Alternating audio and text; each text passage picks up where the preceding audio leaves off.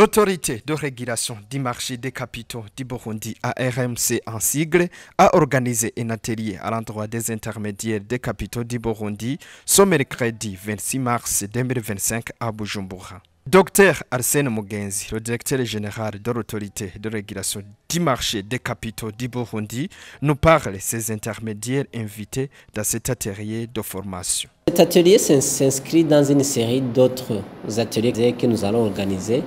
Et vous vous souvenez qu'au mois de janvier, on avait organisé un tel atelier à l'endroit des intermédiaires qui exécutent des travaux variés, notamment les dépositaires, les gestionnaires des fonds, les banques d'investissement. Les participants à cet atelier n'étaient pas seulement les acteurs agréés, je dis ici les gestionnaires de fonds, mais il y avait aussi deux autres catégories.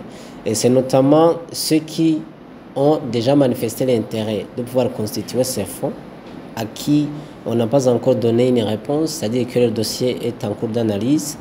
Il y a aussi un troisième groupe, un groupe qui est plus large, un groupe constitué par des associations. Et là, je parle du Conseil national de la jeunesse, je parle du Forum des femmes, je parle aussi des associations privées.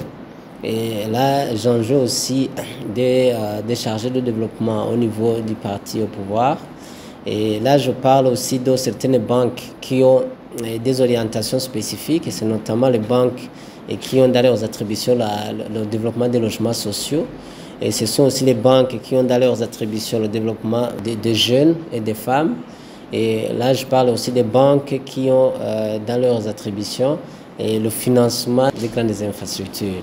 On a aussi enjoint dans ce troisième groupe des associations des assureurs. Il y a aussi les associations des établissements financiers, des banques et établissements financiers. Il y a le réseau de microfinance.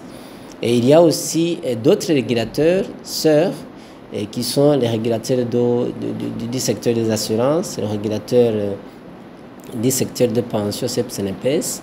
Et il y avait aussi un fonds, le fonds de garantie, car c'est une institution qui a aussi des rôles très importants à jouer sur le marché des capitaux. Donc il y avait aussi d'autres représentants des autres structures de l'État. Il y avait des représentants du bureau stratégique et du développement de la présidence et d'autres instances publiques et privées. Dr Mugenzi revient sur 4 catégories d'OPC dans cette formation. Selon la loi qui régit le marché des capitaux et ses textes d'application, on a 4 catégories d'OPC, d'organismes de placement collectif. Il y a les sociétés d'investissement à capital variable, et à celles-là, le détenteur de parts ou l'actionnaire dans cette société est libre de sortir et d'entrer tout au long de la vie de cette société. Il y a la société aussi d'investissement à capital fixe, et pour céder ces parts, on les cède via le marché des capitaux à la valeur actuelle. Il y a aussi les faux contractuels. Les faux contractuels, là, il faut un contrat entre les actionnaires, les participants sur son montage. Il faut un contrat entre eux. Il y a aussi des fonds communs où maintenant les actionnaires mettent de l'argent en commun et dans le but de pouvoir l'investir et confient cette gestion à une société qui est agréée pour ça et par l'autorité de régulation du marché des capitaux pour gérer et fructifier leurs apports. Dr Arsène Mugenzi stipule aussi l'objectif en soi de cet atelier en choisissant les gestionnaires des OPC.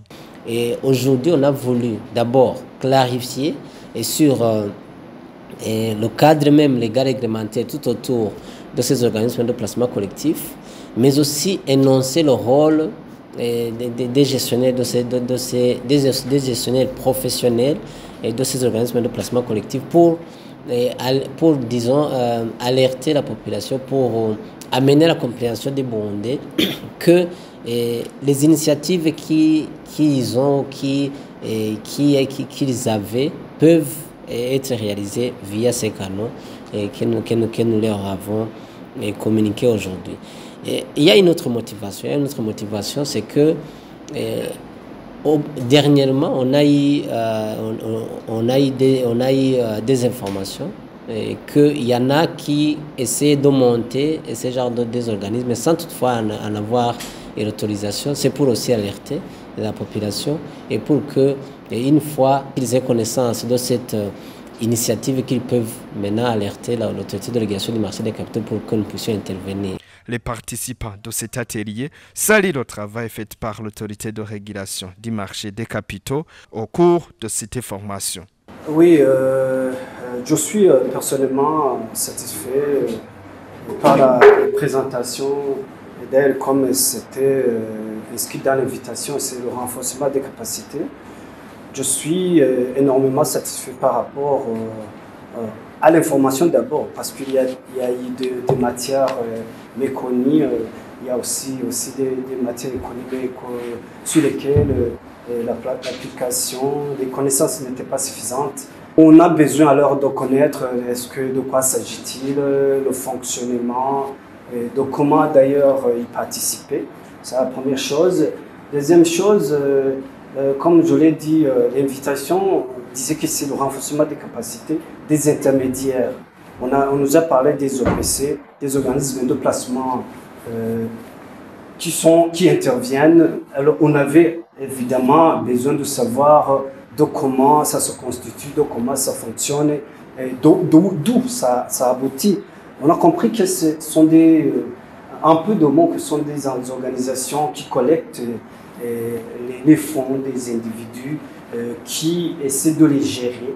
Et on nous a parlé de leur mode de gestion, on nous a parlé des clauses d'application, on nous a parlé même des sanctions en cas de défaillance. Donc on avait besoin de savoir comment ça fonctionne et aussi les obligations de ces organisations. Signalons que l'autorité de régulation des marchés des capitaux a pour objectif de protéger les investisseurs, assurer l'équité, l'efficacité et la transparence, aussi réduire le risque systématique, dans le but de valoriser la justice économique, l'intégrité, l'équité, la transparence, l'innovation et l'interaction.